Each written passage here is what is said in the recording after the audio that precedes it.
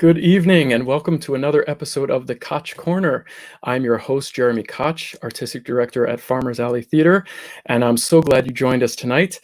The Koch Korner is an interview series. It's part of the Farmers Alley at Home series, where we try to enlighten, inspire, educate, and entertain, hopefully all at the same time.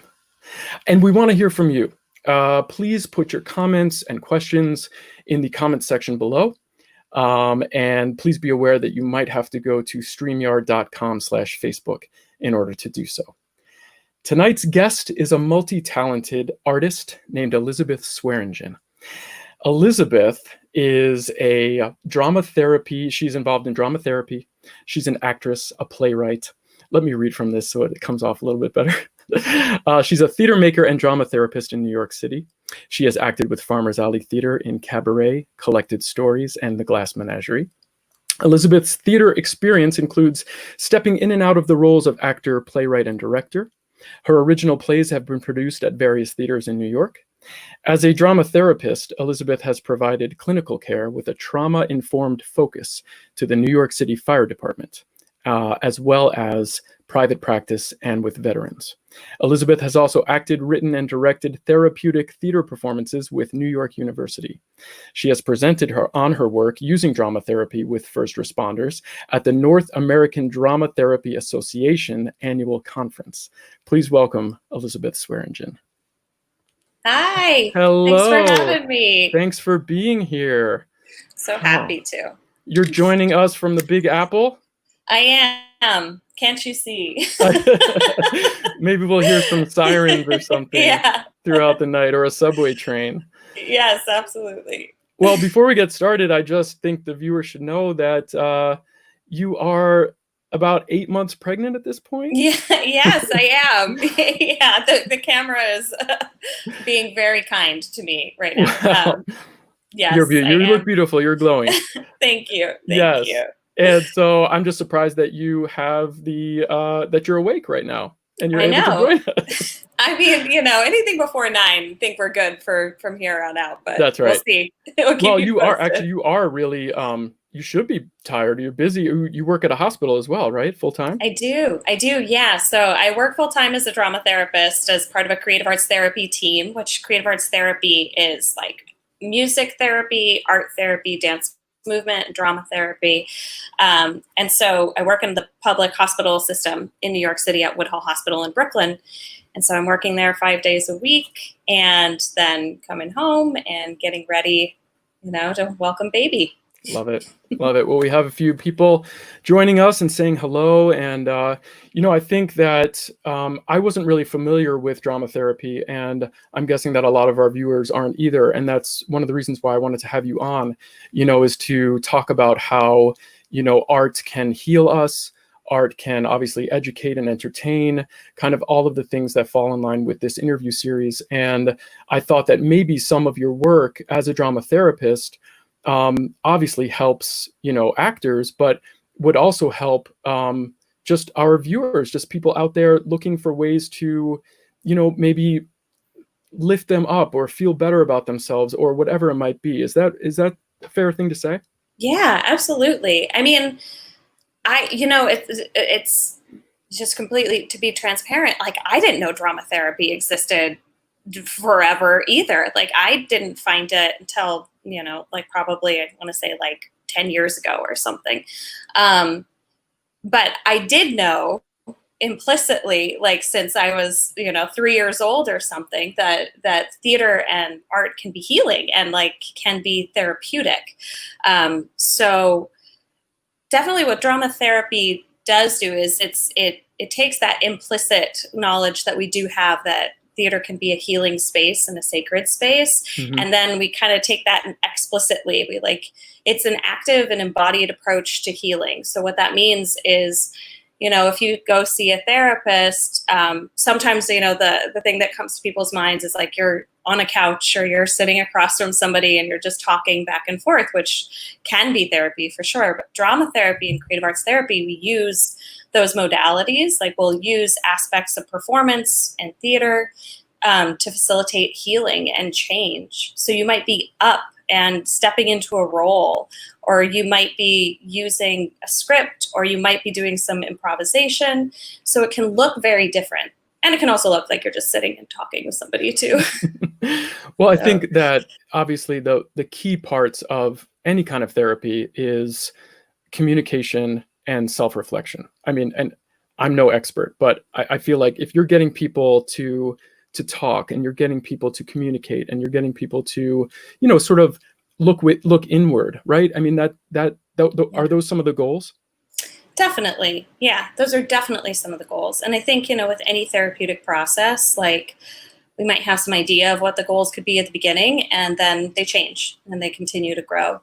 And you did mention initially therapeutic theater, and that is kind of like a hybrid. It's this next stage kind of drama therapy where we can create a theater process. So it'd be like an original play, or it could be a play that's already been written. And you work with a specific cohort of folks, like specific group that you want to work with, like say veterans, or say, new mothers or something. And then you put on a performance, and the goal of that performance is therapy. Now that could be for the people on stage, could be for the audience, could be for the sound engineer, could be for the director or the playwright, or it could be a little bit for everybody, and it kind of changes. So it's a little bit different than a theater experience, but that just kind of shows the way that theater in general can be a cathartic and moving process for anybody who takes place, or for anybody who steps foot into the theater, or anyone who has a role within the process. I love it. It makes a lot of sense, because theater is storytelling, right? And we all have that famous or favorite movie or TV show or book or whatever it is, or song, and when the ones that touch us, the ones that we feel like are lifting us up, or, helping us process grief or whatever it might be, it's all about storytelling. So that does seem to make a lot of sense. These go hand in hand. Yeah. And sometimes even, when the story isn't ours, we can connect to it even more deeply. If it's somebody else's, or somebody else wrote those words, but oh gosh, I could have been saying them all along. Like, they're in that distance. Sometimes we can get closer. Yeah. Which is a really important part of that process. Yeah.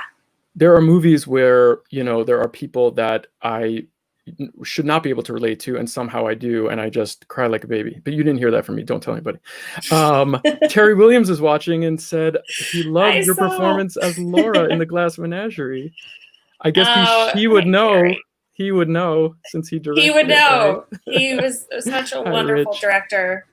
And that play and that process was so important to me. I had such a wonderful experience, as I did with all of the shows I've done at Farmers Alley. You guys have created such an incredible community and such quality of work, and it's so wonderful to work with you all. Wow. Mm-hmm. Well, yeah, that was my first question. I was wondering what sort of drew you to the art, maybe as a younger person, and then, asking you, how does art and theater in particular fulfill you? Yeah. I think I don't know, having not been drawn to the arts. Like, I grew up, and my dad was a visual artist, and so I held my crayon correctly. And I feel like I've always just been drawn to them. I'm an expressive person, and loved finding different ways to express myself, whether through ballet class or through art and theater. Because theater, you get to throw all the arts together and make a story. So it's like, oh, this is perfect. It's like the blender of all arts processes. So once I found that, I was like, of course. But I don't know a time when I wasn't, connected to theater or drawn to it. And I think that is something theater is so great also with bringing so many different artistic mediums together to tell a story. And that in and of itself is so inspiring.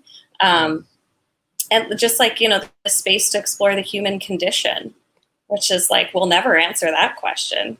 So right. That's why theater's been around for so long, and hopefully will be around for many years after we're gone. Oh yeah. I don't see it going anywhere. But. No. But because I mean that is at its core, it's that storytelling idea of, you know, passing on stories. I mean, you're going to tell stories to your little baby boy who's coming along real Yeah. soon, right? You and your husband will tell stories to him, and he'll tell stories. I mean, that's where it grew out of. And so we're always going to want to get together and tell stories, even if it's just around a campfire or you know, or Yeah. on a stage. Yeah. So you went to, you know, you went to college, maybe you did theater in high school, and, you know, what about it made you think that this is what you had to do for the rest of your life? I had, even before, because I went to conservatory right after high school. I was like, doing it, know what I Right. want to do. So even before that, I remember, I think it was like some point in middle school, I did like a children's theater production, and I had a moment. It's so like visceral, these moments where you're like, yep, this is it. I remember like being backstage, like, and just feeling like, yeah, this is how I want to spend my life. And I mean, at like 14, you know, but it really was something that clearly resonated with me, because at 35, I still remember that moment. And, you know, I think the thing with being an artist is, at 14, the kind of artist I wanted to be is not the kind of artist I want to be at 35. But I still know that this is something that is just like oxygen to me, and I can't like extract it from my life. So I think that like throughout the years, how I've been an artist and what I've done has continued to evolve. But that's the incredible thing about being an artist and being in the arts, is you can do that. That's right. I love it. Yeah. So you touched on Terry Said Hi, and we talked about Yeah. Glass Menagerie a little bit. So tell us a little bit about your experiences. And there's one kind of interesting, fun story I want to share about your very first connection with us. But Elizabeth played not only Laura in Glass Menagerie and was fantastic, but Sally Bowles in Cabaret and was dynamite, and Lisa in Collected Stories and was Ooh. excellent. There's a picture of you in Cabaret right now Yes. doing the Like, ooh, the splits. Can you splits. still do the splits? I'm doing them right now. You I just can't knew. see from the camera angle. We're gonna have to take your word for it on that. I know. I was like, ooh, maybe in a couple months from now, but That's right. It's like riding a bike, you know. You'll remember how to do yeah, it. we'll get there. We'll get Um, there. so do you have any particular, you know, fondest moments from one of those productions, or, you know, an anecdote, or, you know, something that you could share with our viewers? You know, I've loved every production that I've done with Farmer's Alley. And that's not like a, you know, cheap shot response to your question. It's a genuine response that I know in each one of, and one of those reasons of many is the privilege and the honor to get to step into these incredible stories and these incredible roles. And, you know, you bring in folks from outside Michigan sometimes just to step into these roles, and we're kind of there for the short amount of time. They create an environment, and this is something that's resonated with me, create an environment that feels safe enough to explore and creative and nurturing. And so that's like, it enables the artists that you bring in to kind of really create this nurturing, really full theater experience. And so I know with Collected Stories, like I got to do, actually with Terry's wife, I got to do a two-person show, which was so phenomenal, and got to like have this incredible relationship, manifest on stage and off stage also, and just kind of carry us through the show. And you know, that show doesn't get produced all the time, and that was really great to be able to step into. And Cabaret, like, who wouldn't want to play Sally Bowles like every day if they're like, I want to play Sally Bowles, maybe. so yeah. Yeah, like she's so fun, and like this like selfish but Quintessential. bratty but like just so soulful and vulnerable role, and so it's so juicy to step into that. And then, So many levels. you know, the Glass Menagerie, yeah, is like a perfect play. Here you are as And Laura. just this, Here is Yes. Laura in the Glass Menagerie with Colin Woodside as the gentleman caller, Yeah. looking at one of Our those little fragile glass animals. glass. Yeah, the glass unicorn. Um, Here you are with Sharon Williams, also in Glass yep. Menagerie. Yes, and Sharon was in Collected Stories with me, so we got to revisit being on stage together, which was so wonderful. Now, as we said, Terry directed Glass Menagerie, starring you and his wife Sharon, but Kathy Muley directed Collected Stories, and that is sort of a little fun anecdote I wanted to tell. So, do you remember? Can you tell us the story of auditioning and the connection that you have with Kathy? Yes, we found out about our connection after I had auditioned. So I love that play, and I was like, oh, I'd love to play this role of Lisa. And so I auditioned, and in New York, right? In New York, and then once I found out I had been cast, I found out. So Kathy is from my hometown of Pueblo, Colorado. Oh, really? Which was such a small world one. So that was enough of a small world coincidence. And then she actually had gone to high school with my high school drama teacher. And it was the same high school that my parents went to. So it was this really cool, interesting connection that manifested out of seeing, oh, cool, this theater is doing Collected Stories. I want to audition for that. And lo and behold, I met Kathy, who is just dynamite. She's just wonderful, wonderful human. We love her, and she loves you. It's a gift to me. Very fondly of you. Yeah, we've had a few of those. I mean, it seems like fate, right? Like the stars aligned, and you met this person that's from your small little hometown, and that's happened to Farmers Alley before. It's weird sometimes that those things happen. Maybe there's something in the water here.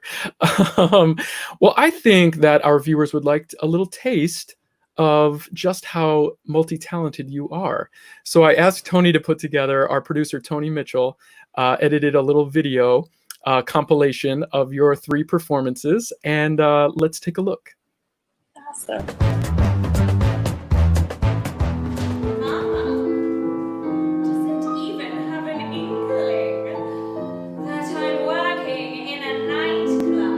We've never had an opportunity like this at Farmers Alley to do the production in the round.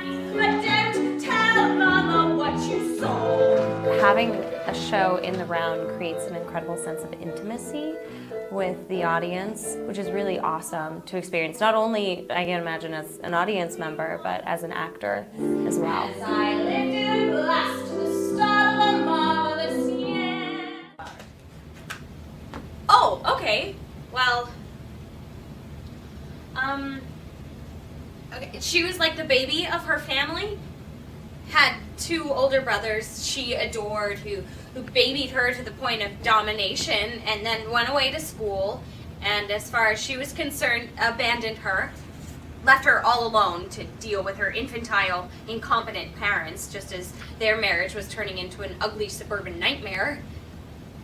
Who was pampered and pretty and all that, but felt worthless and undeserving anyway, and did anything for attention, even if it meant hurting herself. Like that. Does that help? Yes.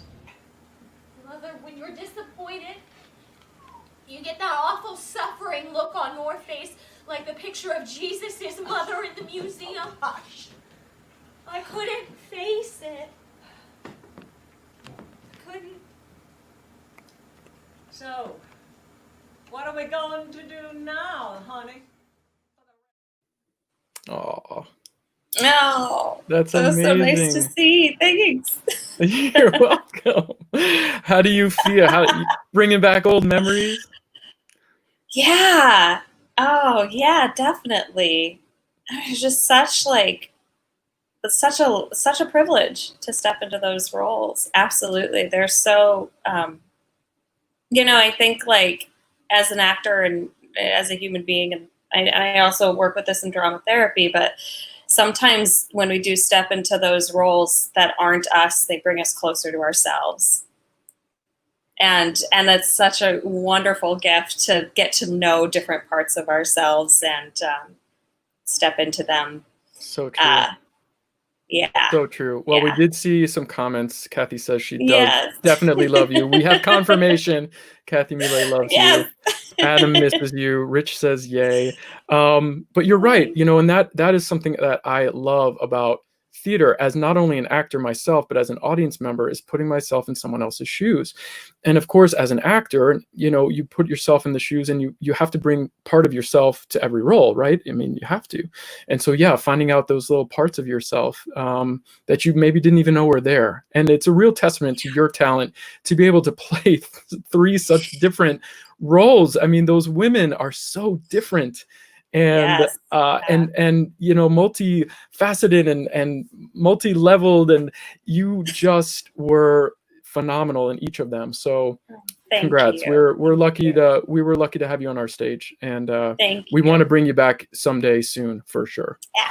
But Definitely. you'll have your hands full for a little while with Bouncing Baby Boy. Yeah. Here you go, 2 for 1 deal. Hey, maybe we'll write a play about a mom with a newborn. There you go, right?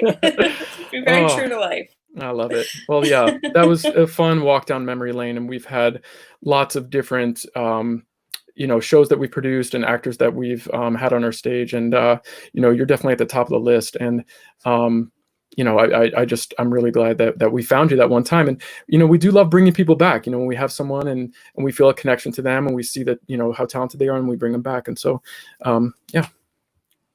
Yeah, there you go. Which is such a testament to an incredible theater that you have, and a community that you have. It's important to us, and it is a family thing. I mean, 2 families came together to make it. Adam and Rob Weiner, and my wife Deneen and I are the founders, and we've got their mothers directed, and my mother-in-law's directed, and it's been sort of a family thing. And so we want people to feel that way when they come to the theater as well. And so I hope you felt that way, and we feel that way about you. Yes, absolutely. And I think that extends also into the community, because I had such a strong sense of that from folks who would come to see the shows. Love that. Yeah, we feel that, and we want to extend that even further to even more of the community. But yeah, and Kalamazoo is such a great town. I know I'm getting off topic here, but very supportive of the arts, and a really cool town. I hope you got to, you've been here a couple of times, so I'm sure you got to enjoy some of the, the stores and the restaurants and the people and the other arts organizations in town. Yes, definitely. Great. Such a great community. Well, I was talking last time I did an interview was with my friend Vaughn Washington Jr., and he is the director of education outreach at the Kalamazoo Promise. So if you were to move to Kalamazoo, Bouncing Baby Boy could get a college scholarship if he goes to Kalamazoo Public Schools for 12 years. What do you think about that? Fantastic. Why not? I'll start looking for houses for you. Why don't we take this great segue into drama therapy? So we talked about just theater and art, and you as an actress and artist, but what is drama therapy? How did you become involved in it? And how does it help people? Great question. And I think we'll continue to be answering that forever. So drama therapy, it's an active, embodied approach, as I had said earlier, to therapy. So it can look very different than what we think of as like traditional therapy, because you could be moving, you could be standing, you could be sitting, you could be listening. I kind of always like to explain it as though, when you go see a piece of theater, there's so many different art forms that come together into telling the story. And that's like drama therapy. So if you, and what I mean by that is like, well, if telling the story is writing the story, that could be it. If telling the story is actually listening to somebody else's story and being an active audience member, that could be drama therapy. If it's acting on stage, if it's directing. So that's kind of like a metaphor that I use for it. But in practice, it can look like many things. As you read in my bio, so as a drama therapist, I've worked with the New York City Fire Department, so the FDNY. So yes, I've done drama therapy with New York City firefighters, and EMTs and paramedics, and I've also worked in private practice. and with veterans. And now I'm working in a city hospital with folks who are in an inpatient psychiatry unit. And one great thing about the New York City public hospital system is their dominant form of therapy is creative arts therapy, which is really progressive and cool, because we know that just sitting and talking isn't for everybody. And so this gives another approach and another option for folks who, choose different ways to express themselves, or, as we know, the healing power of art, we can get to someplace so deeply, so quickly, through using the arts. And so basically that's what drama therapy kind of came out from. It's like, the power of catharsis, the power of performance, and seeing someone who isn't you, but hold a story that could be yours and feel something deeply. And also, it can be different for everybody, just like everybody's creativity is very different, so it can be modified. It's very flexible. I think it touches on, it sounds incredible. Thank you for sharing that. I think that it also touches on something that many artists feel inherently, which is wanting to connect with people and also help them. Sometimes as an actor, one of my favorite things is if I'm doing something comedic, making people smile, making them laugh at a time when maybe they really need that. Or, if it's something a little more dramatic and they cry, maybe that's cathartic for them. And, feeling like you're helping people, that is something that I feel deeply as well. And so I love that part of it. I love that you're helping people on an even deeper level than just being on stage. And not that being on stage is to be minimized, but I feel like you're going, 5 extra steps here, and, really, really delivering the kind of deeper help that some people might need. Yeah. Kathy's wondering, what exactly did you do with the firemen? Could you give us an example? Sure. I'll give the example of, so I work in individual, couples, and group settings. So individual with like one person, couples, families too, and then with the group setting. So I'll give the example of the group. So a colleague of mine who's also a drama therapist, we had a drama therapy group for our first responders, and we presented on this work at the North American Drama Therapy Association, and we hope to do a therapeutic theater performance that is in some ways related to the 20th anniversary of 9/11. So we work with fire departments. That's a big, definitely a big issue, topic. It's in the air with the fire department here. Absolutely. So with this group that we would do, so like what the group would look like is we would kind of start, we would be up in our bodies. Sometimes it'd be like an improv warm up just to kind of get our brains, our bodies working together. And then what we would do from there is we would kind of explore working with, we would work with a myth. We would work with a Greek myth because they're massive, right? And they can hold so much. And so what we would do from there is we would read the myth, and then we would take a part of it and we would go into the story a bit more. So that could be like, we did like mask making of a certain character within the myth. We would do different things, like we would do some art, like some artwork or sculpture making. We would also do like some improv of like, what's part of the story that you would want to see right now. So a bunch of different drama therapy interventions, but basically using a story that was not someone's, but people could connect to it and express and connect to each other also, which is really important in a group setting. And so that's kind of what we did. And the Greek myth that we used was the myth of Persephone. And I've also used the myth of Hercules, which is very fitting for firefighters. The hero. Right. And a not typical hero, right? So like we get to explore all different parts of these characters and step into them, much like we were saying earlier with theater, stepping into a role that is similar to you or maybe different or maybe one that you don't like, but then you maybe have some empathy by stepping into a role that you don't like, but after walking around in somebody else's shoes, you might have different experience. Did you get any resistance? Were any of the firefighters nervous or shy or embarrassed? I think working with, it's interesting because like, yes and no. I mean, it depends. It depends on what we're doing. It depends on the day. It depends on me, but what we did have is, we didn't have like so much resistance as it was, well, I guess that we you know what, I didn't. Like, I don't think we really did. I think what it is like when you work with creativity, you're also working with vulnerability, because a lot of people don't get encouraged to be creative, or, the last time you did a piece of artwork was in kindergarten or like elementary school or something. Right. So there is like a vulnerability in stepping back into those creative parts of ourselves. So, you never, as a therapist, hopefully nobody experiences this as a therapist, like you throw something at someone and they're like, here, catch this. So you ease into the process, and also just know that everyone is in a different state with and relationship with their creativity. And right. You start from wherever somebody is at. So, and you can also play with resistance if it comes up, like, Use it. Yeah. Yeah, you use it. Love it. So how can our viewers, and thank you for watching, viewers, by the way, and please continue to put your thoughts and comments in the comment section below.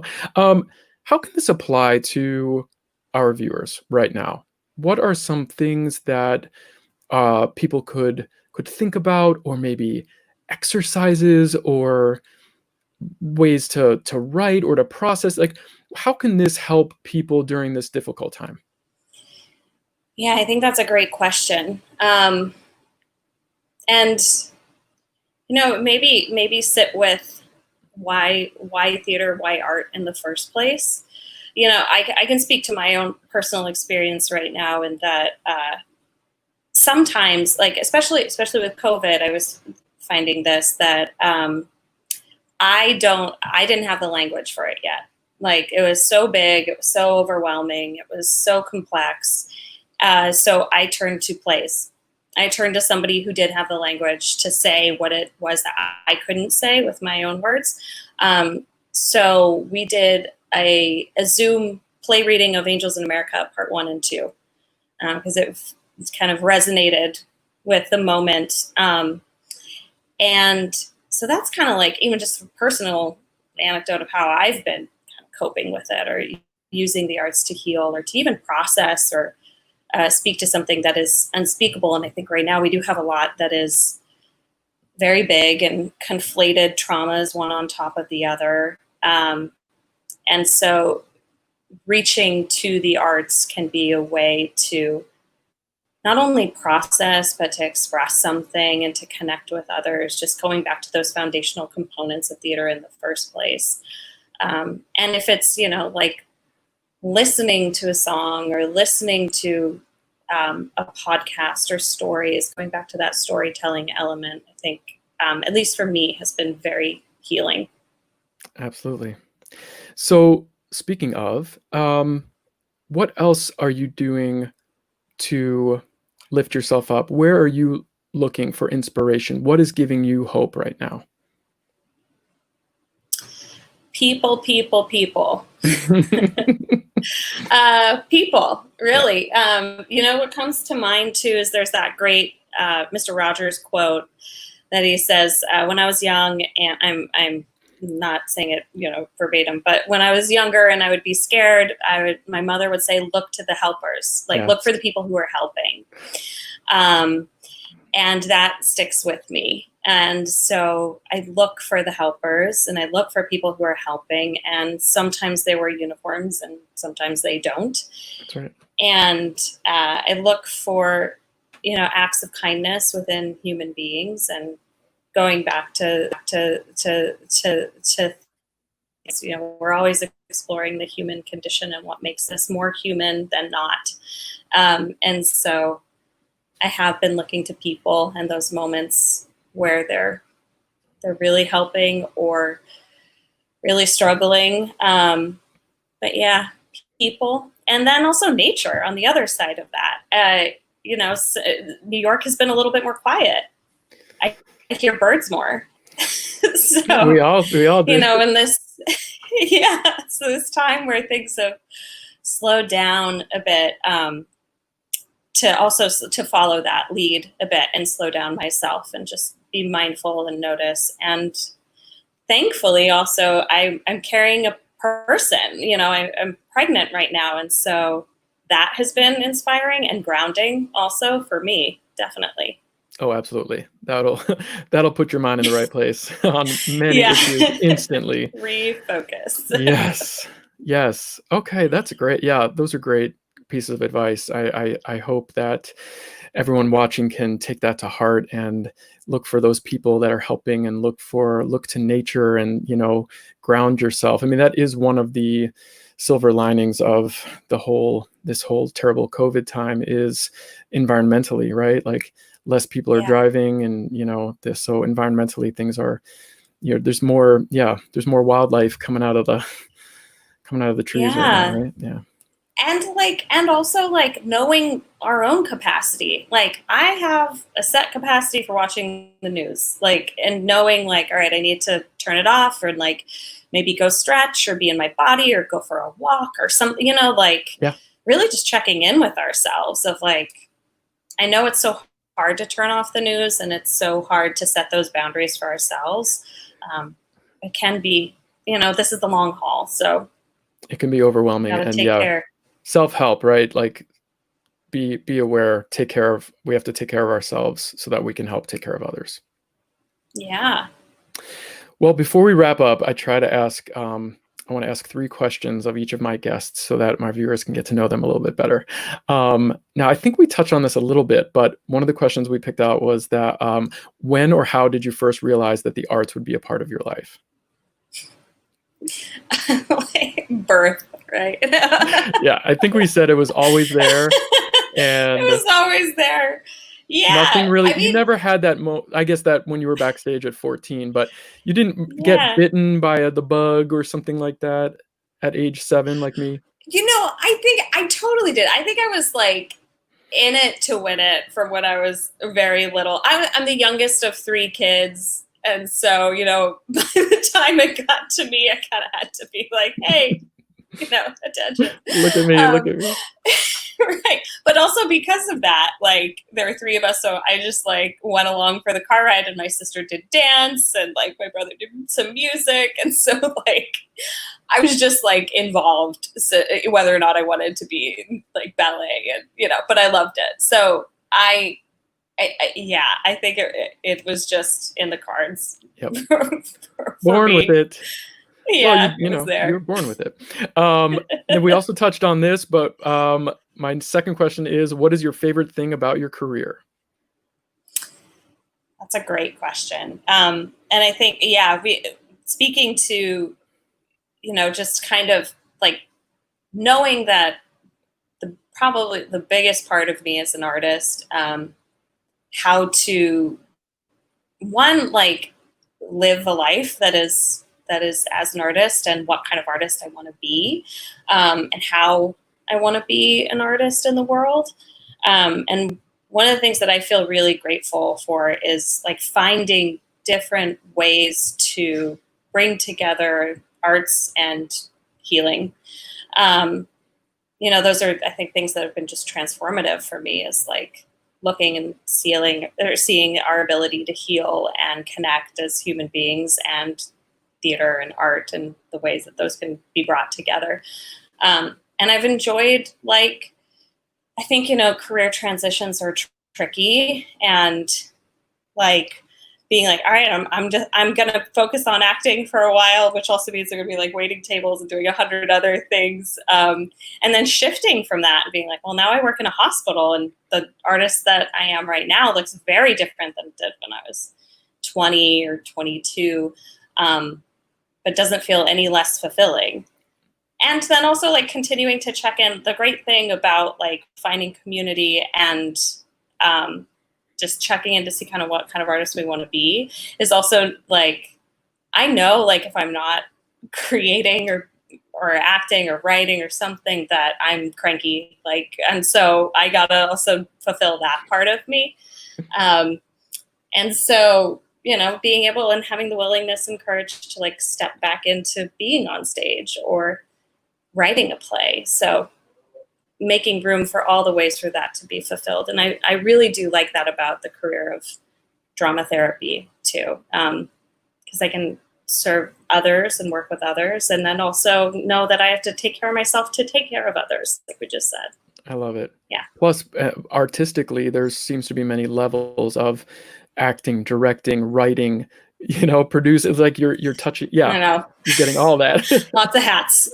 Lots of hats. Lots of hats. And you're not wearing a hat right now. I know. Okay. Now, other than the arts or anything we've talked about, what else are you passionate about in life? Running. I love to run. Okay. I've run 6 marathons. Yeah, I love it. Like, it's such a life metaphor. 6 marathons. Holy cow. 6 marathons. Yeah. And I didn't find it really until I was like, I always ran when I was a kid. But I started like running long distance about 7 years ago, I want to say, and got hooked. Yeah. I love it. It's really fun. Wow. I have never been a runner. And just not yet. Who knows? Yep. Jeremy? Who knows? Maybe your passion for running will rub off onto me, and maybe actually I did run. I jogged for the first time in 20 years last week, and my legs got really tired. Wow, as they do. As they do. And I told my kids about it every day afterwards. I was like, I went running yesterday, and my legs are tired. And then it's always like been a form of punishment in sports, right? Like you messed up, you gotta go for a run. Yeah. But it's been, and also running a marathon is like such a journey, and it's a really cool metaphor for life. Like, you just keep showing up. It doesn't matter how slow you go, and it's like, you can use it for so many different things. It's been a motivator for me. And I can imagine that. Anyway. Yeah, just running is a chance to sort of, get some exercise and take care of yourself in that way, but also have some alone time and like, be with your thoughts and be with yourself. But running a marathon is like, you have to really plan and prep and prepare and, train. And so it's so much more than that, but it's like a project, it's like taking on a project, but it's I guess it's like a milestone. You can say like, hey, I ran a marathon, or in your case, 6. Not one after the other, though. Right, 6 in a row. Was it 6 in a row? 6 in a row. 6 months was fine. No, easy. Definitely not. Easy. Like the finish line was years. The starting line for the next one, right? So like you finish one, and it's like, oh, that's the start of the next one. Gosh, that's amazing. Just get some water. No. All right, I think we have time for one more question. What movie do you know by heart? So there are so many artist statements that I want to make here, but the movie that I definitely do know by heart is Jurassic Park. Wow. The first one. Really? Unexpected. That it was unexpected. It is so good. I know, but I will always watch that movie if it's on. It's the first Jurassic Park, and I probably could do like a one-woman show of Jurassic Park. I love the first it. one. That'd be fun. Maybe we could write a musical. I think Rob Weiner would probably join in on that. I think he likes that movie. Jurassic Park. Spielberg, man. Yeah. Why not? Singing dinosaurs. Would we have singing dramatic. The Velociraptors could have like a tap number with their little claws. It's already written. We're halfway there. It's there. You don't even have to stretch. We're halfway there. We should merge it with my favorite movie, which is Grease 2, and we can put those together. So dinosaurs at the bowling alley in the high school classroom. Yeah, we'll make that happen. Well, Elizabeth, thank you so much for joining us tonight. I hope that our viewers were inspired, educated, entertained, enlightened, as we set out to do. And, I hope that you can apply some of, Elizabeth's advice regarding, drama therapy and some of the other things that she had mentioned, to try to help yourself either, lift yourself up or be inspired or heal yourself if you need that. So thank you again, Elizabeth, for joining us. Thank you for watching. I want to thank our amazing producer, Tony Mitchell. Tony, why don't you come out and say hi real quick? There he is. Hey, Tony. Oh, I think you're muted, my friend. Oh, there you go. There you are. How you doing? Thank you so much. Yeah, of course, of course. Tony, we always love Thank having you do you. a fantastic job, and thanks for putting that video compilation together and being the great guy that you are.